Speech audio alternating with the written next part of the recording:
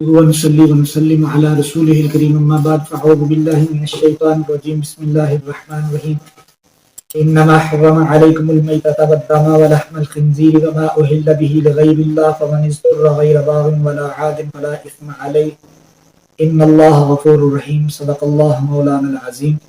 معزز سامعین کرام، سورہ بقرہ آیت نمبر 173 تلاوت کرنے کا شرف حاصل ہوا، تو اس کے درس انشاءاللہ دو حصوں میں ہوگا.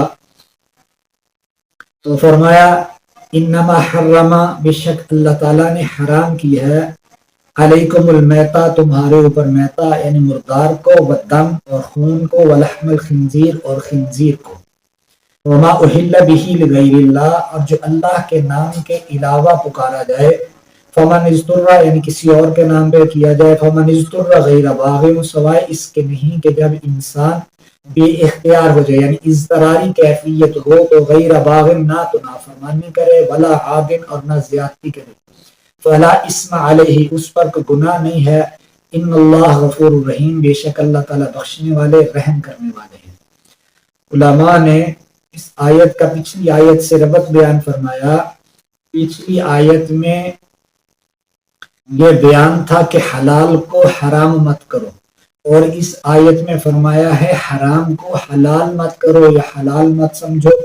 اور یہاں دوسری چیز مفسرین نے لکھی ہے کہ یہاں انما حرما یعنی سوائے اس کے نہیں کہ یہی حرام ہے چار چیزیں، تو یہ تو حصر ہو گیا، مقید کر دیا کہ یہی چار حرام ہیں، حالانکہ قرآن مجید میں وما اکل السبع وما ذبح علی النصب وان تستقسموا بالازلام رجس من، تو اور بہت ساری چیزیں سورہ انعام میں آگے جا کے آ جائیں گی، سورہ مائدہ میں بھی، کہ وہ حرام ہیں. تو یہاں علماء نے لکھا ہے کہ یہ حصر اضافی ہے. تو یہاں یہ مقابلے کے لیے ہے کہ چار جانوروں کو وہ حرام سمجھتے تھے مشرکین، تو ان کے مقابلے میں اللہ نے فرمایا وہ چار نہیں، یہ حرام ہیں.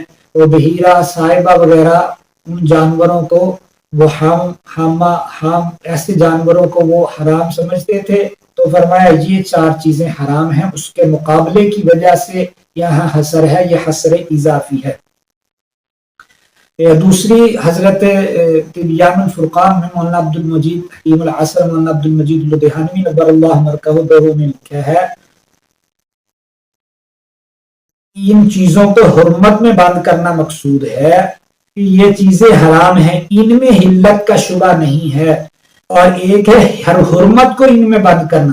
حرمت کو ان میں بند نہیں کیا جا رہا، ان کو حرمت میں بند کیا جا رہا ہے کہ ان میں حلال ہونے کا شبہ نہیں ہے، اس لیے یہ اس کا معنی ہے. تو یہاں یہ چونکہ تقابل تھا اس لیے یہ انما فرمایا.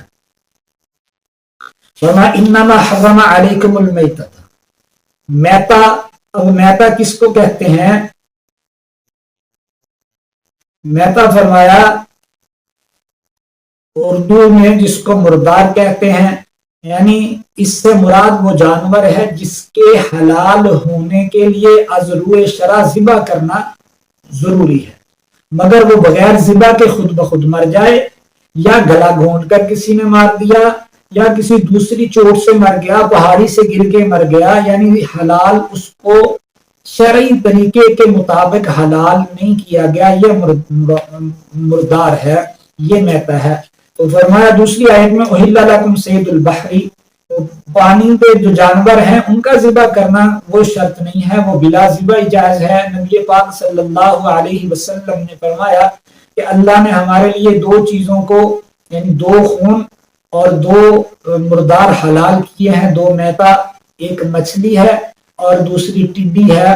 وہ یہ گھروں میں پھرنے والے یہ ٹڈیاں نہیں ہیں، وہ جو دل آتے ہیں ٹڈیوں کے، وہ چھوٹے چھوٹے پرندے نما جو ہوتے ہیں، تو وہ بغیر ذبح کیے ہوئے یہ دونوں جائز ہیں. ہاں فقہاء کرام نے لکھا ہے وہ مچھلی جو خود بخود مر کے سر کے سطح پانی کے اوپر آ جائے اس کا کھانا جائز نہیں ہے، وہ مکروہ ہے. اور دو خون نبی پاک صلی اللہ علیہ وسلم نے فرمایا اللہ نے ہمارے لیے حلال کیے ہیں، وہ تحال یعنی جگر ہے اور تلی ہے، تحال ہے. اس کو یہ دونوں حدیث امام احمد نے بھی، ابن ماجہ نے بھی، دارقطنی نے بھی اس کو نقل کیا ہے. اسی طرح وہ شکاری جو ایسے جانور جو قابو نہ آ سکتے ہوں، یعنی وہ شکاری جانور وہ بھاگ جاتے ہیں، اس کو اللہ کا نام لے کے بسم اللہ پڑھ کے تکبیر پڑھ کے تیر چلایا جائے، وہ اس کو جا کے لگے تو وہ تیر کے نوک جو ہے پھاڑا لگنے سے وہ اگر ہو جائے مر جائے تو وہ مردار نہیں ہے، وہ میتا نہیں ہے، وہ حلال ہے۔ ہاں جو کسی اور چور سے مر جائے، یعنی بندوق کی گولی سے مر جائے تو وہ میتا ہے، وہ حلال نہیں ہے۔ بندوق کی گولی اور ہے اور جانور یہ تیر کا وہ حلال ہے۔ اسی طرح مطلق میتا کو حرام فرمایا ہے، جس طرح اس کا گوشت حرام ہے، اس کی خرید و فروخت بھی حرام ہے۔ یہی حکم تمام نجاسات کا ہے، جیسے ان کا استعمال حرام ہے، اسی طرح ان کی خرید و فروخت کسی بھی طرح منتفع ہونا حلال نہیں ہے، حرام ہے۔ ہاں وہ میتا کی جو کھال ہے، حضرت سودا رضی اللہ تعالیٰ عنہ فرماتے ہیں ہمارے گھر میں ایک بکری تھی، مر گئی تو ہم نے پھینک دی، تو نبی پاک صلی اللہ علیہ وسلم نے فرمایا بکری کی وہ کھال اتار لیتے تو وہ دباغت دینے سے اس کو وہ پاک ہو جانی تھی۔ یعنی مردار اگر حلال جانور ہے تو اس کی کھال دباغت دینے سے پاک ہو جائے گی، وہ استعمال کر سکتے ہیں۔ اسی طرح ایک جانور کے متعلق جس کو لوگ لے جا کے پھینک رہے تھے تو نبی پاک صلی اللہ علیہ وسلم نے فرمایا تھا اس کی آپ کھال اتار دیں، اس کو دباغت دیں تو یہ پاک ہے۔ مردار کی ہر چیز حرام ہے۔ قرآن مجید میں وَمِنْ أَصْوَافِهَا وَأَوْبَارِهَا وَأَشْعَارِهَا وَأَثَاثًا وَمَتَاعًا إِلَىٰ حِينٍ، یعنی وہ حرام ہر چیز، ہاں وہ کھال پاک ہو جاتی ہے، وہ چمڑا پاک ہے۔ اسی طرح مردار جانور کی چربی اور اس سے بنائی ہوئی چیزیں بھی حرام ہیں، ان کا استعمال کسی طرح جائز نہیں، اور خرید و فروخت بھی حرام ہے۔ آج کل جو یورپ سے جو صابن وغیرہ آتے ہیں یہ چربی ان میں استعمال ہوتی ہے، ان سے پرہیز کرنا۔ اسی میں حضرت مفتی اعظم پاکستان رحمۃ اللہ تعالی علیہ نے لکھا ہے اس میں ہی احتیاط ہے، مگر مردار کی چربی ہونے کا علم یقینی نہ ہونے کی وجہ سے گنجائش ہے۔ اس وجہ سے بھی بعض صحابہ اکرام حضرت ابن عمر، ابو سعید خدری رضی اللہ تعالیٰ عنہ، ابو موسیٰ اشعری مردار کی چربی کا صرف کھانے میں استعمال حرام قرار دیا ہے، خارجی استعمال کی اجازت دی ہے۔ اسی طرح فرمایا دوسری چیز ہے خون، تو فرمایا خون حرام ہے، تو یہاں مطلق خون مراد نہیں ہے، دم مسفوح بہنے والا خون مراد ہے۔ تو جو جانور ذبح کیا جائے اور گوشت کو جو خون لگ جائے وہ پاک ہے، اگر ایسے جب گوشت پکا لیا جائے تو وہ حرام نہیں ہے۔